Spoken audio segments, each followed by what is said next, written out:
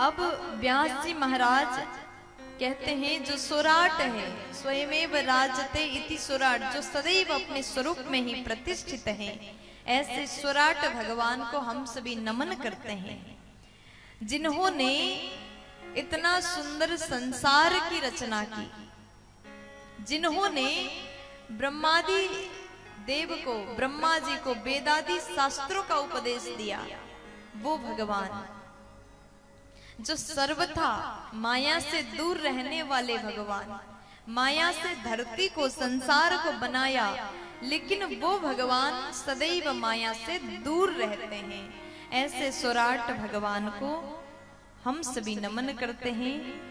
अंतिम में लिख दिया सत्यम परम धीमहि। व्यास जी ने भगवान का नाम नहीं लिखा, सत्य लिख दिया। किसी ने पूछा व्यास जी सत्य क्यों लिखा? आपने सत्य लिख करके क्या कहना चाहते हैं? यहाँ पर राम जी का नाम लिखते, श्याम जी का नाम लिखते, कन्हैया का नाम लिखते, दुर्गा जी का नाम लिखते, शंकर जी का नाम लिख देते, सत्य लिख करके आप क्या कहना चाहते हैं? तब व्यास जी कहते हैं हम सत्य लिख करके सब कुछ कहना चाहते हैं।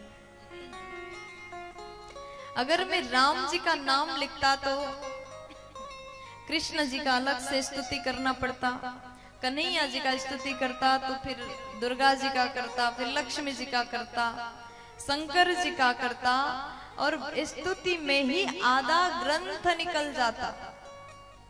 इसलिए हम सत्य लिख करके समस्त भगवान का स्तुति करना चाहते थे। सत्यम परम धीमहि। व्यास जी कहते हैं भगवान सत्य स्वरूप है, राम सत्य है, कृष्ण सत्य है, शिव सत्य है, भगवान का स्वरूप ही सत्य है। इसलिए सत्य लिख करके समस्त देवी देवता का हमने स्तुति बंदन कर लिया। और हम तो कहते हैं सबसे बड़ा धर्म ही सत्य है।